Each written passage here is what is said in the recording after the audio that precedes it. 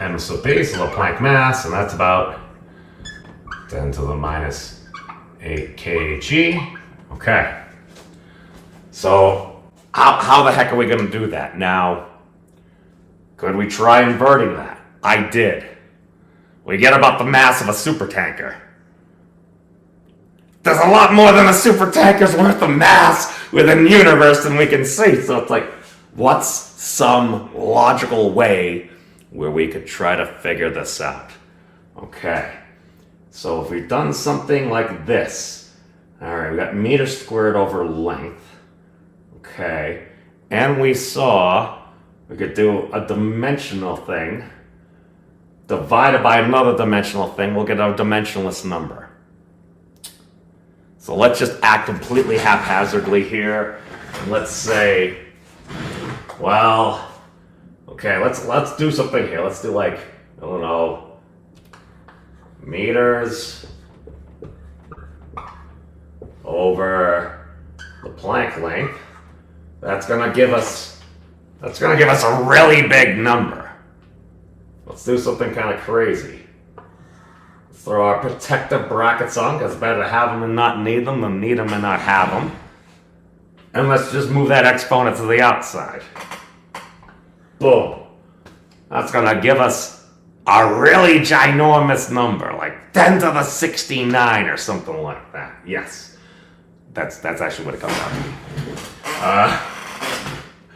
All right, and let's do a very simple equation, like literally middle school, maybe some high school algebra. All right. Yes. Don't worry, we don't actually have to do the algebra. Wolfram Alpha does it for us. All right, so let's take this whole thing. Let's set it equal to something. All right. So we got a dimensionful thing divided by a Planck thing. So let's do this. We got dimension of length. Let's put a dimension of mass in the denominator. M sub p. That's the Planck mass. And we'll divide it by, well, we're trying to solve for something, so we'll solve for x. And since we want it to work, this is in the dimensions of mass. So let's solve for the dimension of mass, which is the kilogram. So I just write kg over there. And we solve for x. So, all right. Let's get weird. All right, so all we're gonna do is we're gonna take our previous thingy that we had here, throw our protective brackets on, we're gonna square it, and we get our 3.8 times 10 to the 69.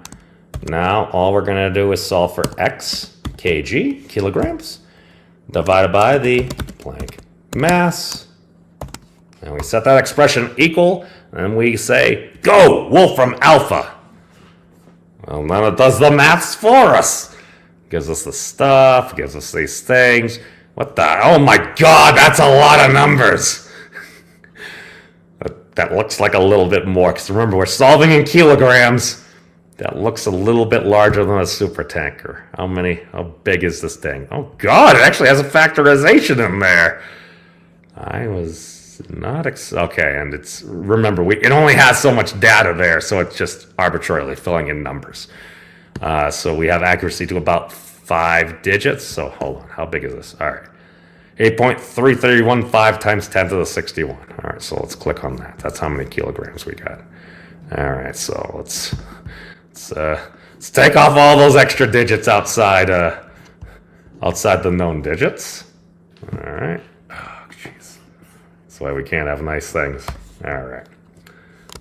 Times 10 to the 61.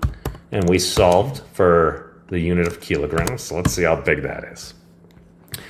All right. So this is our number there when we solved for x in our previous expression. So what's that? Oh, it's about 100 million times the mass of the ordinary matter in universe. Huh. Wait a second. When we did that length calculation, the radius was about 100 million times larger than the observable universe. This 10 to the 8 is because, remember, Thousandths is 10 to the 3, millionths is 10 to the 6, billionths would be 10 to the 9. Since we're at 10 to the 8, that's less than a billion, so that's like 100 million. All right. So, okay, well, this calculation seems to match the 100 million magnitude larger than our observable universe. Oh, very interesting.